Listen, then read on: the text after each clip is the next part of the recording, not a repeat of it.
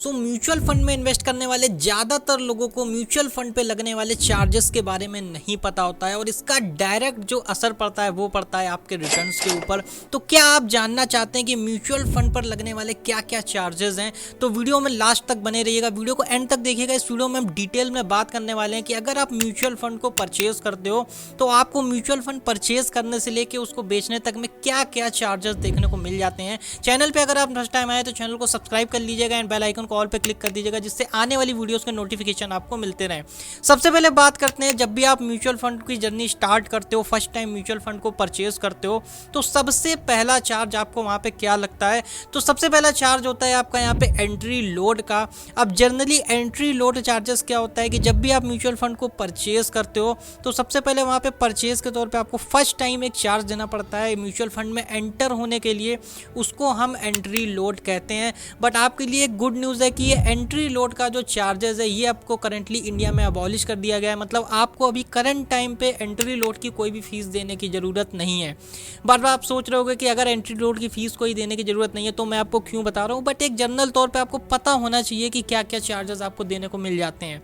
अगर हम बात करें सेकेंड चार्जेस की तो वो यहाँ पे लगता है आपका एक्सपेंस रेशियो, क्योंकि एक बार आपने म्यूचुअल फंड को अगर परचेज कर लिया है तो परचेज करने के बाद आप वहाँ पे रेगुलर बेस पे आप वहाँ पे पेमेंट करने वाले हो, तो पर पेमेंट पे आपको एक यहाँ पे मिनिमम एक्सपेंस रेशियो देना पड़ता है, जो कि 0% से लेके 0.1%, 0.2% से लेके आपका 2% तक का जा सकता है। अगर एक एग्जांपल को लेके चलें कि अगर आप 1 लाख रुपए अगर आप म्यूचुअल फंड में इन्वेस्ट करते हो, अगर आपका यहाँ पे जो एक्सपेंस रेशियो है वो 1.5% का है, तो यहाँ पे आपको 1500 रुपए का यहाँ पे चार्ज देना पड़ेगा। ऐसे ही आपके जो एक्सपेंस रेशियो है वो ऊपर नीचे होते रहते हैं और जितनी बार आपकी इंस्टॉलमेंट म्यूचुअल फंड की होगी वो यहाँ पे चार्जेस डेबिट होते चले जाएंगे। और जो भी आपका पैसा म्यूचुअल फंड में इन्वेस्ट होने वाला है ये चार्जेस डेबिट होके इन्वेस्ट होंगे।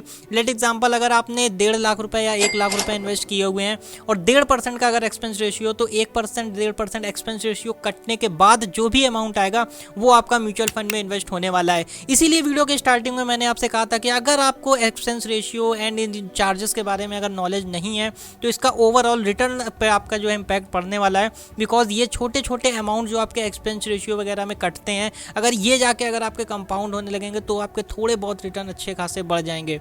इसके बाद अगर हम बात करें कि एक्सपेंस रेशियो के कि अगर प्राइमरी अगर आप वहाँ पे देखते हो तो यहाँ पे अगर आप डायरेक्टली अगर आप इन्वेस्ट करते हो म्यूचुअल फंड में तो हो सकता है आपका एक्सपेंस रेशियो वो थोड़ा कम हो, बट अगर आप यहाँ पे रेगुलर प्लान वगैरह में जाओगे तो यहाँ पे आपका एक्सपेंस रेशियो काफ़ी ज़्यादा देखने को मिल जाता है। अगर आप चाहते हो कि direct plan and regular plan में हम आपको कंपेरिजन वीडियो बना के दें कि कौन सा म्यूचुअल फंड ज़्यादा अच्छा होता है एंड कहाँ से आपको परचेज करना चाहिए, तो आप हमें कमेंट सेक्शन में बताइएगा, इसके ऊपर हम वीडियो बना देंगे। एंड ऑलरेडी हमने एक वीडियो बना रखी है कि म्यूचुअल फंड को हम कहाँ से परचेज करें, तो उसका लिंक आपको डिस्क्रिप्शन में मिल जाएगा, आप उसको जाके चेकआउट कर सकते हो।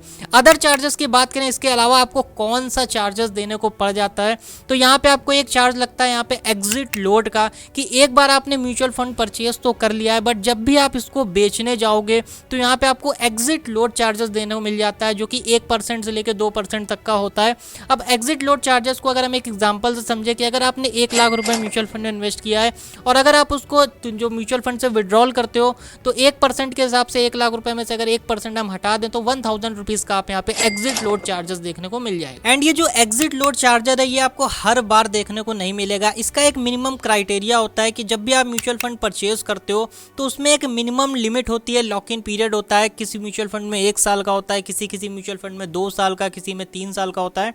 तो अगर उस लॉक इन पीरियड में अगर आप कोई भी विड्रॉल करते हो तो आपको एक्सपेंस रेशियो लगेगा।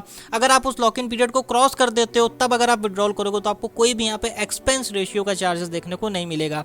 इसके बाद नेक्स्ट चार्जेस आता है आपका ट्रांजैक्शन चार्जेस। जब भी आप म्यूचुअल फंड में यूनिट्स को परचेज करते हो, अगर आपने मंथली SIP कराई हुई है तो हर मंथ आपका पैसा वहाँ पे इन्वेस्ट हो रहा है और उसकी यूनिट्स आपको मिलती रहती हैं, जिसको हम NAV कहते हैं। इसके बाद आपका जो भी यहाँ पे इन्वेस्ट हर महीने पैसा होता रहता है, इसके ऊपर एक ट्रांजैक्शन चार्ज कटता रहता है, जो कि किसी म्यूचुअल फंड में कम होता है, किसी में ज़्यादा होता है और ये मैंडेटरी होता है, ये आपको देना ही पड़ता है। तो ये मैंने सोचा आपको बता दिया जाए। तो इतने सारे म्यूचुअल फंड चार्जेस मेजरली आपको म्यूचुअल फंड खरीदते से लेके बेचने तक में आपको देने पड़ते हैं। तो अगर आप इन सारे चार्जेस को किसी भी म्यूचुअल फंड में परचेज करने से पहले ध्यान दोगे और जितने ज़्यादा कम चार्जेस आप यहाँ पे देना चाहोगे वहाँ पे आपका जो रिटर्न है वो काफ़ी ज़्यादा बढ़ता चला जाता है। इसके अलावा मेजरली कोई भी और भी चार्जेस आपको म्यूचुअल फंड में देखने को नहीं मिलते हैं। अगर आपका कोई डाउट है म्यूचुअल फंड के चार्जेस से रिलेटेड है तो आपको लगता लगता है कि और भी कोई चार्जेस लग सकते हैं तो आप कमेंट सेक्शन में बता दीजिएगा। वीडियो अगर आपको पसंद आई हो तो वीडियो को लाइक जरूर करिएगा, चैनल पे नए सब्सक्राइब कर लीजिएगा एंड शेयर करिएगा वीडियो को, ताकि बाकी तक लोगों तक इन्फॉर्मेशन पहुंच पाए। अगर मैं मिलता हूं आपसे नेक्स्ट वीडियो में, तब तक के लिए जय हिंद एंड गुड बाय।